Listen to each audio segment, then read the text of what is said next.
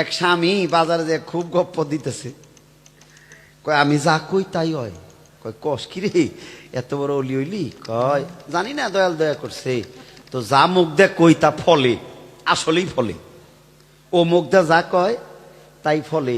হে বাইরে দাম দেহাই দেহাই কো, হে বাইতে বোর নগো দাম দেহাই। আমারে গুইনা চলিস? বউ কয় কি কও? কয় আমার লগে যা কবি বুঝা কইস, আমি যা কই তা কইল ফলে। বউ কয় ঠিক আছে, তা আমার লগে দাম দেহাও কে? আমি ঘরের মানুষ। হ্যাঁ, কয় বুঝা শুনে চলবি। বউ কয় আচ্ছা ঠিক আছে, কিরকম কথা ফলে তা আমি দেখতাছি। ওই দিন দুপুরে ভাত রানছে, বউ গোসলাচল করে নাই, ভাত রান্দা বেড়ে খাওয়াইছে। রাইতে রান্না করে খাওয়াইছে, বউও জু করে নাই, গোসলও করে নাই।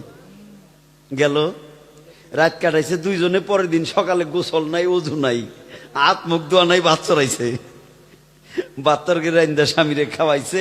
শোনাই তো খাইয়া সাইজা পুইজা বাজারে যাইতেছে। ওই যে যা কয় তাই হয়। ওই দিন তো বাজারে যাইয়া যা কয় তা আর হয় না, হয় না। হ্যাঁ, গোড়াই দোষ।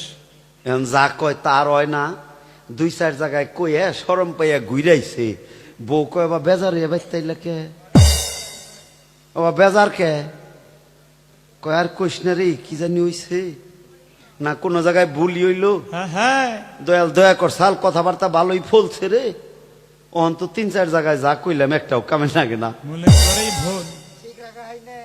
ঘরের মানুষটা ঘরে ডাইকাই না, কয় হনো কি? কয় দারোগার দারোগাগিরি থানায় থাকে, বউর কাছে না। দাম ঠাম যাই দেহাও, বাইরে দেহাইও, আমার কাছে কে?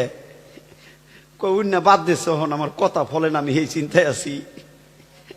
কয় পাগল ফলবো, তোমার কথা ফলবো, আমি গোসল আসল দুইয়া অজু গোসল করে তোমার রান্না বাড়া করে খাওয়াই দিতেছি। কয় তাইলে এই কাম? কয় হ, এই কাম ঘরে, এই কাম বাইরে না। যেটা কইলাম এটা কিন্তু আসতাম সাই নিয়েন না, এ কথাই সত্য। স্ত্রী যদি পাক শাকইয়া পবিত্র অবস্থায় রান্না পাক কইরা না দেয়, তাহলে কিন্তু স্বামীর ইবাদত ওই রকম ভালো হবে না, হবে না, স্ত্রীরও হবে না।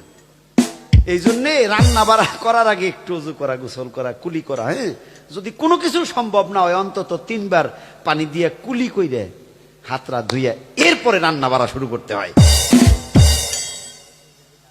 খেয়াল করতে হইব। কথা কি খারাপ লাগলো? ভুল কথা কইছি কি আমি? তাইলে আপনারা আমার মায়েরাই না, অনেকগুলি মা বোন, হ্যাঁ, অন্তত 2-4 জনেও যদি পালন করে তাহলে কাজে লাগবো না দয়াল? কাজে লাগবো। মায়ের একটু মনে রাখেন, রান্না চড়ান কোনো অসুবিধা নাই, একটু কুলি করে নেন, হাতটা একটু ধুয়ে নেন, পারলে একটু অজু করে নেন। পাক পবিত্র হইয়া রান্না করলে আপনার ছেলে মেয়ে, হ্যাঁ, শ্বশুর শাশুড়ি, স্বামী, আপনি সবাই পবিত্র খাবার খাইলেন এবং যা করবেন তা ইবাদত স্বরূপ হবে।